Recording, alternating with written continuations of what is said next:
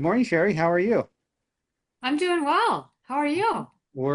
I'm good, thank you, and we're super excited to have you here. And we've been kind of dancing around the GLP-1. Ryan Ryan messed it up for me earlier today. He called it the LGBT something. Oh, okay. It's like no, Yep. no, no, a different acronym, but listen, it's very important because a lot of us are using the GLP-1. And why don't let's see who's using it. Put me in the chat if you are using or have used a GLP-1 drug.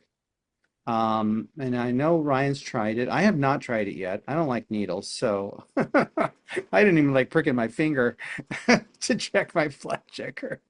All right. So yeah, let's give some Cheri some love and let's see if anybody you could put yes or no if you've used the GLP-1s and let's see how many people are in there. But in the meantime, Cheri, let's start a little bit about you because we'd like to know um about a little bit about your journey. How did you become a kind of a weight loss expert or maybe a GLP-1 expert? Know so much about that. What was your journey like?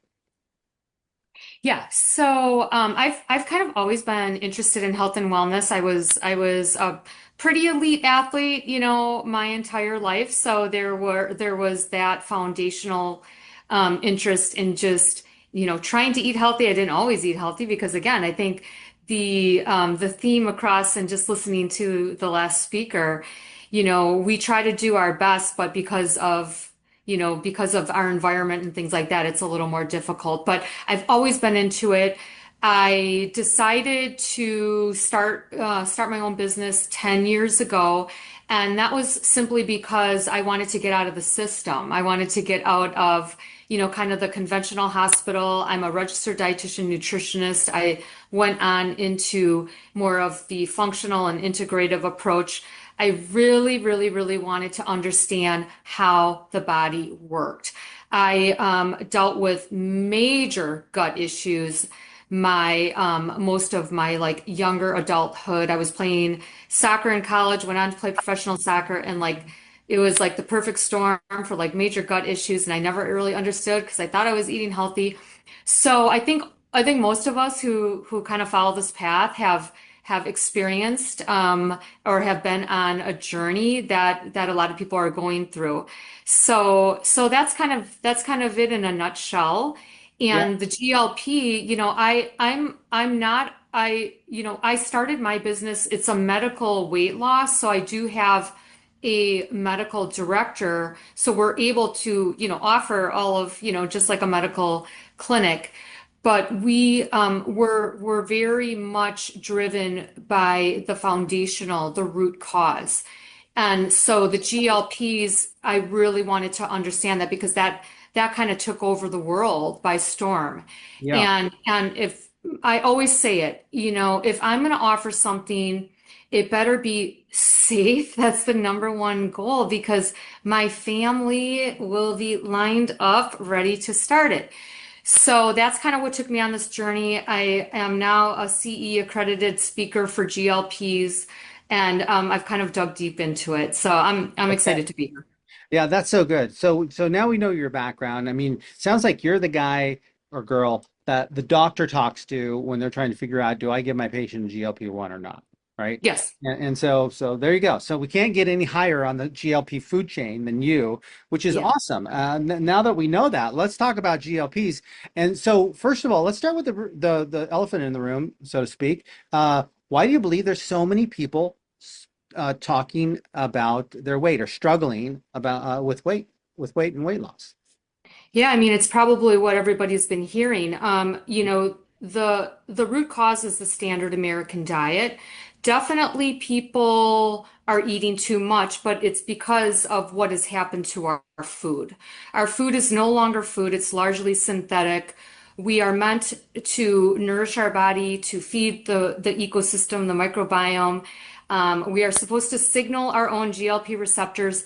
But that no longer happens because of the standard American diet. We really are poisoned. I mean, again, someone else said it like that. Don't mean to sound harsh, but we really are. And so what happens over time is these toxins become stored in our fatty tissue, and when fat cells become inflamed, they become resistant to weight loss.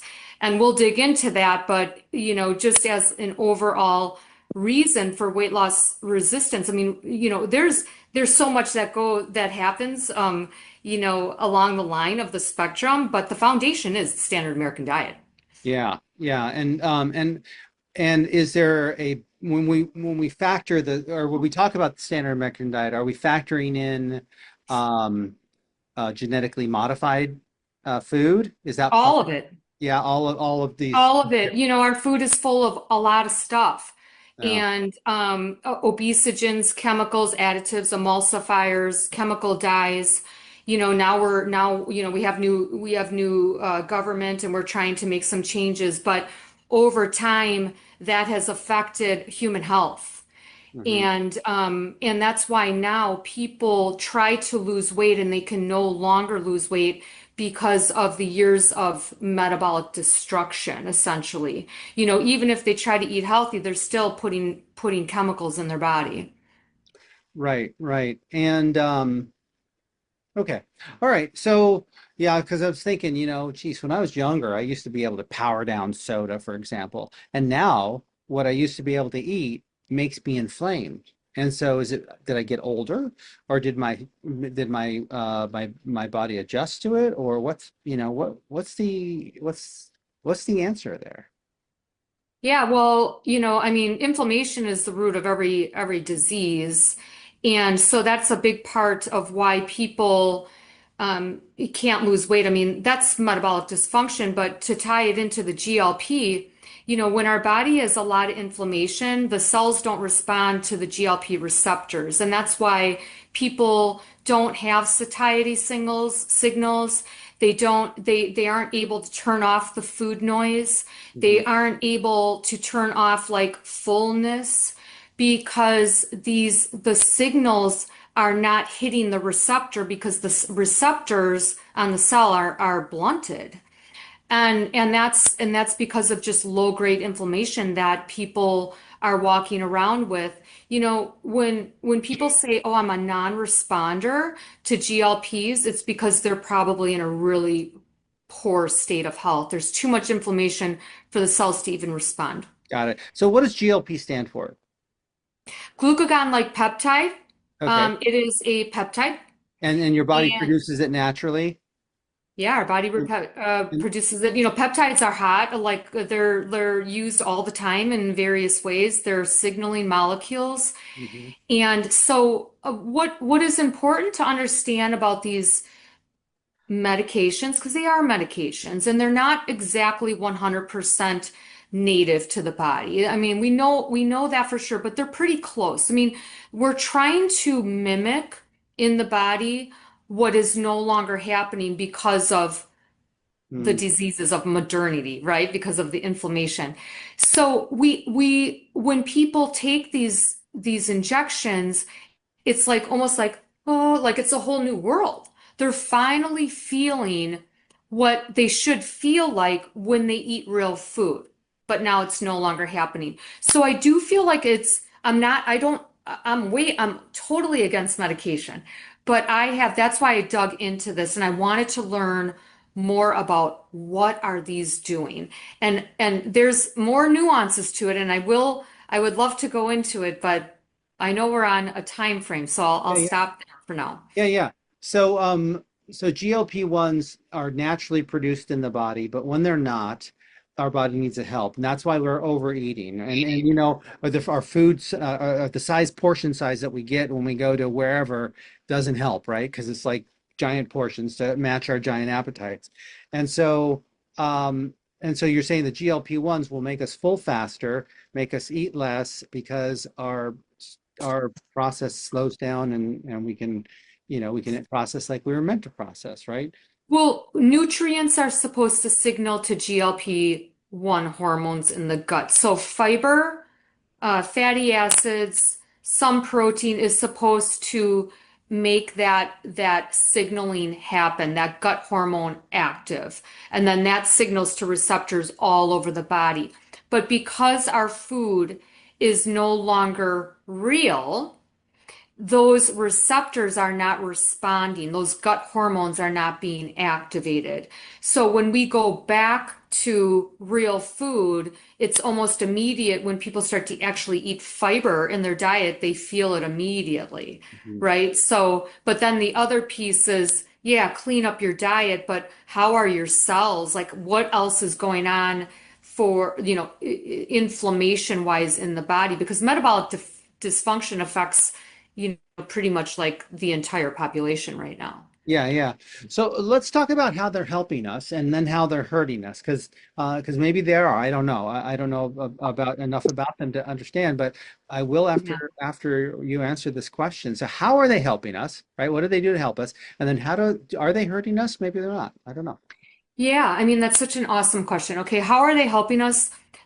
Because they're kind of, I give the analogy, they are kind of like the crutch, right? So if you injure yourself, you're Hmm. on crutches, and you can remain on crutches for the rest of your life if you don't do the therapy and you don't try to heal your foot or whatever it is. It's kind of the same thing. They are a crutch, but they allow the body to do what it no longer does. So it's improving insulin secretion. We have to get insulin and blood sugars under control in order to burn fat. If we don't get that under control, you will never burn fat. You will constantly be in a fat storing mode. So that is one of the benefits that it helps. It helps with signaling to the brain. A lot of appetite control is in the brain. So it actually, there's GLP receptors in the brain that when you take this injection, it hits those receptors and it affects your appetite. So it lowers your appetite, and then it affects gut motility. So it slows gastric emptying, slower gastric emptying minimizes blood sugar spikes, which is metabolic dysfunction, and it helps you feel fuller for longer periods of time. So these are all natural, again, natural mechanisms. But again, that's where maybe it gets into how could they harm us, which do you want me to go right into that? Yeah, yeah. Let's jump right in. Yes, please. Yeah, okay. So these GLPs are designed to mimic normal physiology, but they're not exact. And so when we consume food and we increase the GLP hormones from like healthy food, that that GLP rises and it hits all the receptors, and that process happens in about 1 to 3 minutes, and then everything goes to baseline. So the GLP hormones will go back to baseline, everything kind of calms down, and then when you eat again, it's supposed to happen again. But what happens with these peptides is that now the GLP hormones and signaling are like always elevated. So they're not coming back down to baseline. So the half-life of normal physiology is 1 to 3 minutes. The half-life of a injection is 7 days. Okay, so and then after the 7 days, it's a once a week injection. So now you're taking another injection. So my concern is what's going to happen to, from a cellular kind of perspective when we're never going back down to baseline. We're keeping these cells saturated at all times because just when they're ready to go down, we're giving another injection. Hmm. So that's receptor saturation. That's why people, even if you're on GLPs, you're going to plateau.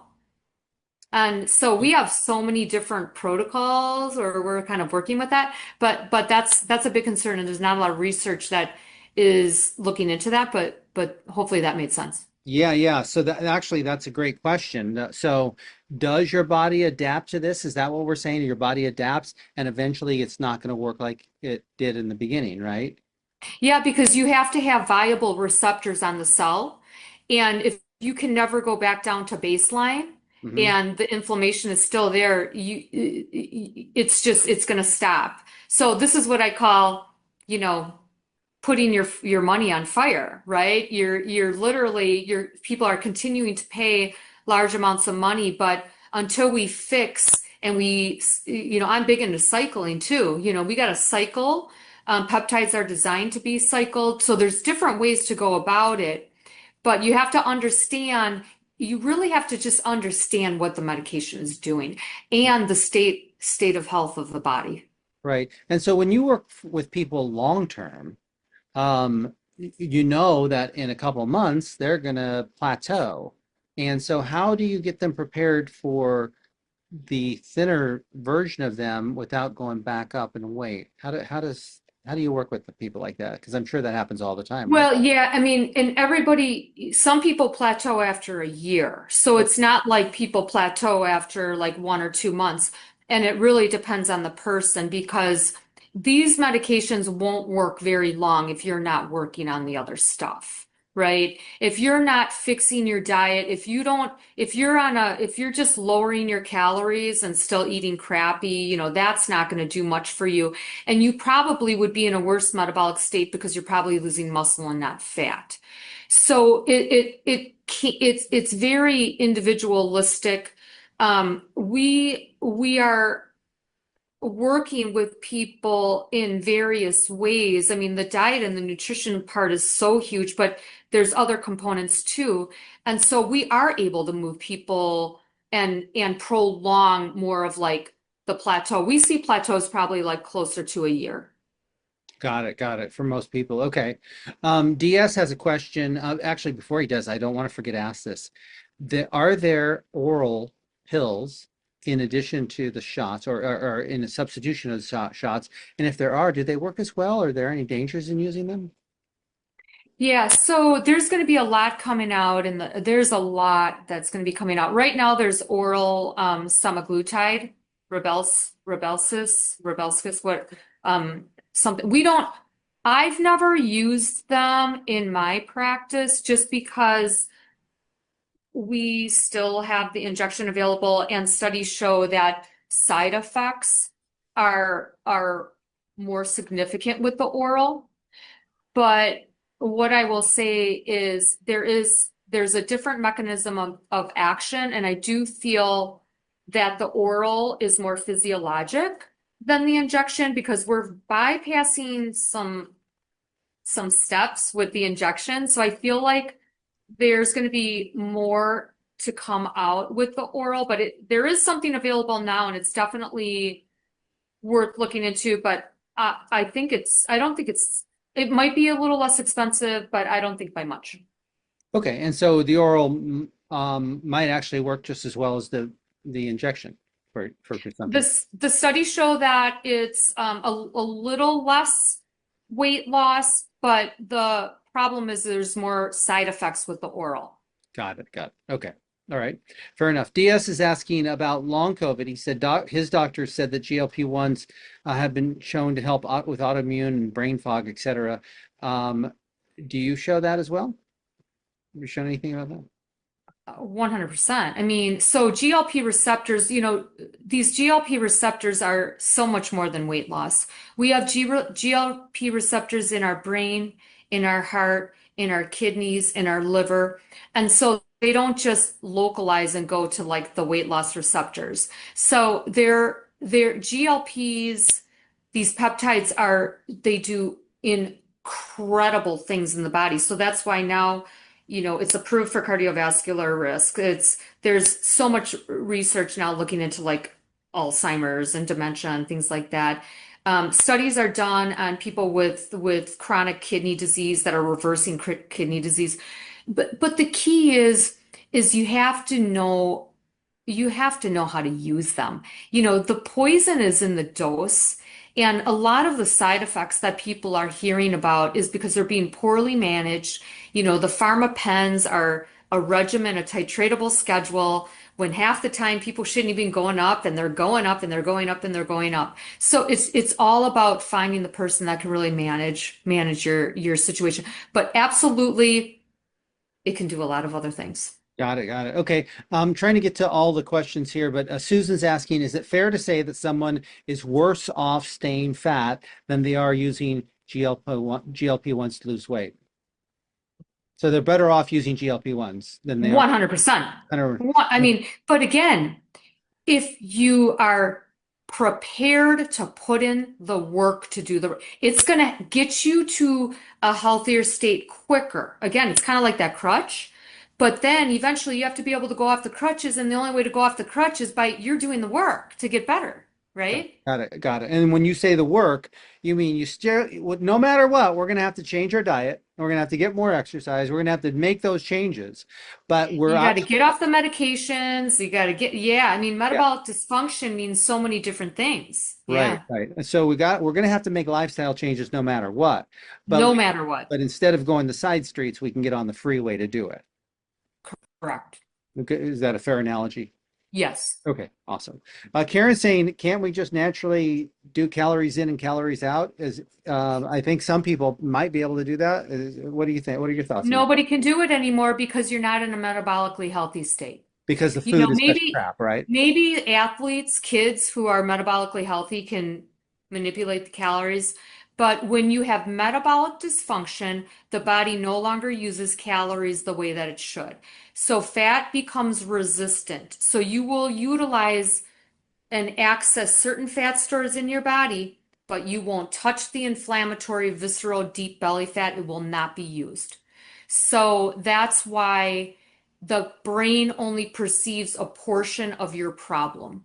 And so that's why weight loss, you go on calorie restriction, it probably will last a good 7 to 12 days, and then it's done, stops. Yeah, when I first heard about GLP-1s, it sounded like, okay, this is a shot that slows down your metabolism, makes you feel full faster, so you don't eat as much, and that's about all it did. But it sounds like it's actually working on at a cellular level, maybe deeper on some other things as well. Is that right? Or Yeah, I mean, it doesn't slow your metabolism. I mean, it's designed to improve your your metabolism. The digest, only way it would slow it is if you're the person that looked at this medication as the quick fix, right, right. and you continued your bad habits and you just ate less of the bad food, Got it. right? I Because meant slow your now, digestion. So it does it oh slow yeah, yeah, slows your digestion. Yeah, got yeah, it. yeah, yeah. So is it fair to say is that is basically what it does? Slows your digestion so you're full faster, so you eat less, thus you lose weight. Is that right? Or is I there mean, that's part of it. That's part of it. But when you have slower digestion, you also you don't get the foundation of metabolic dysfunction is chronic blood sugar fluctuations. And uh, there's sugar in all of our not food, getting those huge right? spikes? Yeah. Got That it. I mean that's years and years and years of that. And so just slower digestion motility like kind of like um controls those ebbs and flows. Got it. Got it. Okay, that makes sense.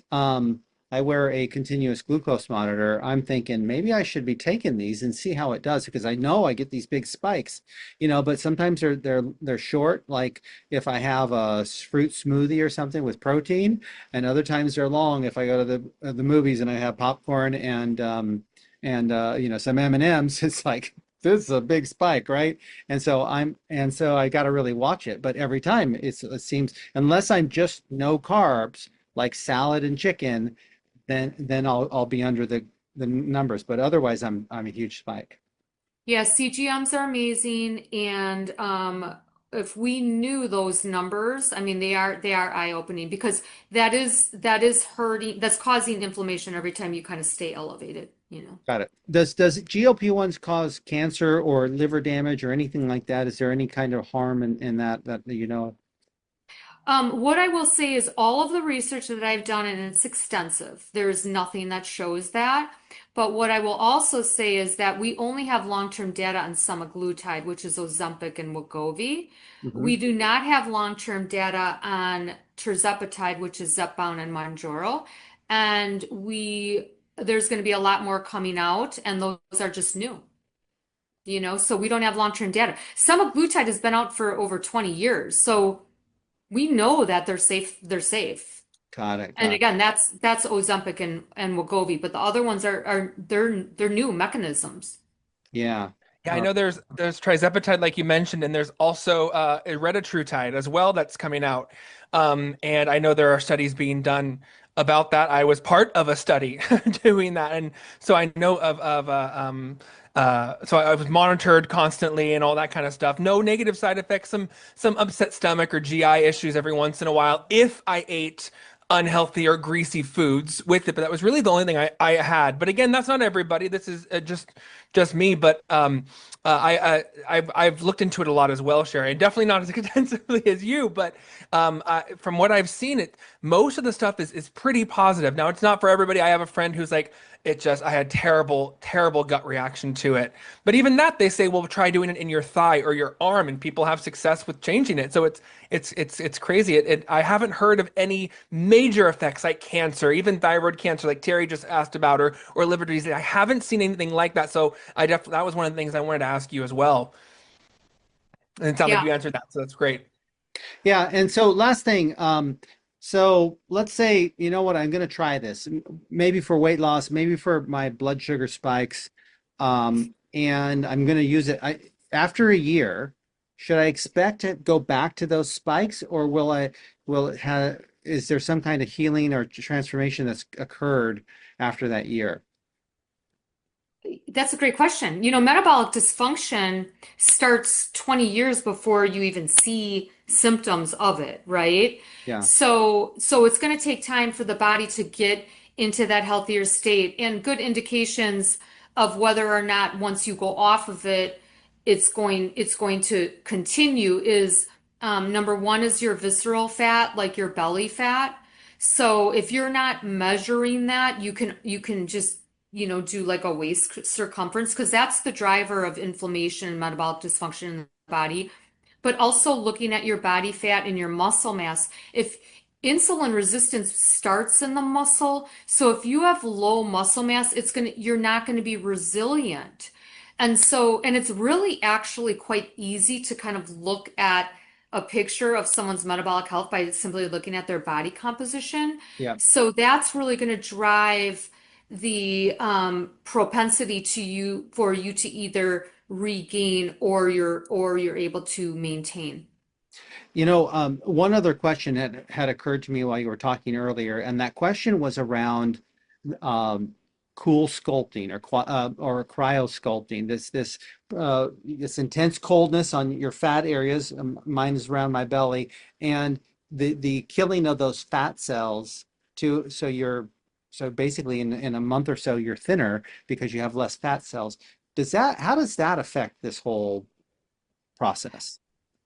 It doesn't really affect anything because subcutaneous fat, which is what those therapies go after, is like the pinchable fat that really is like neutral. We don't like it. It's flappy. We don't like it, but it actually is not damaging to the body. And it's the deeper visceral fat that is driving the dysfunction. So, I hope I answered your question, because I mean, there's Yeah, so different that ways makes to go sense. about it. Yeah, basically, it doesn't have any effect. You can do it, you cannot do it. It's It's not not gonna. going to affect your metabolic health. Put it that way. Just cosmetic, it sounds like just a cosmetic. You might see Cosmetic. a It's difference, cosmetic. but it's not gonna health wise, it's no benefit. Correct. Understood. Okay. Well, Cheri, this was an awesome conversation. Give it up for Cheri in the chat. Scale of 1 to 10. How did you like this conversation? I think this is one of our best, and we've had some great conversations here so far. Karen's asking, how do we know if we have deeper visceral fat? I think everybody's got that right. Oh, okay, yeah, okay, so you can measure it, you can measure it for men. Anything over 40 inches is considered high risk. Any women over 35 is considered high risk. But what I would recommend you doing is Googling for, like, a lot of gyms have an in-body Hmm. machine. You can go and do it for Those like are great. 25 bucks. Yep. And it looks at like the full body comp and the visceral fat. Wonderful. Okay. And Mhm. those are great benchmarkers too, especially if you're going to start any program. Again, they're 20, 25 bucks. I know Choose Fitness has them for pretty inexpensive.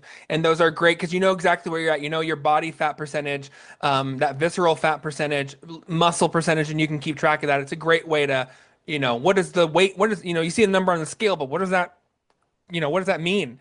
I highly suggest looking it up because I'm sure everyone has some kind of gym near you that will do it. Some doctors do it too, but gyms, you don't have to wait 6 months to go to the doctor for it. So, yeah. Well, Cheri, Absolutely. thank you so much for being here. If you would, if you'd stick around a second and maybe type in the name of that machine that does that testing, so that we can ask for it at the gym, that would be wonderful. And you were awesome. Thank you so much for being here. Oh my gosh. Thank you so much. I Yeah. And appreciate it. I'm putting your free gift in the before I forget, I'm putting your free the link to your free gift in the comments here too. They're free, she's offering a free ebook, which is the food and supplements for weight loss. So I have that in there as well. And Awesome. where's your background? That looks like maybe Austin, Texas was going to be my guess. No, I'm in Wisconsin actually. Okay, is that the background? Is that a live background or is it a Yeah, is it no, I'm in my apartment right in Milwaukee. Milwaukee? Oh, I was just in Milwaukee Yep. a couple years ago. Uh, Yep, Milwaukee. Nice weather right now, so I that's went good.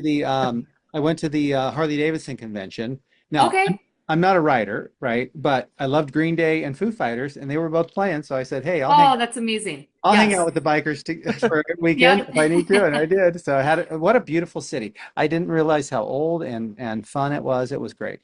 Yeah, awesome Awesome. city. Thanks, Sherry. Awesome. Have a good Thank you one. so Thank you much. so much.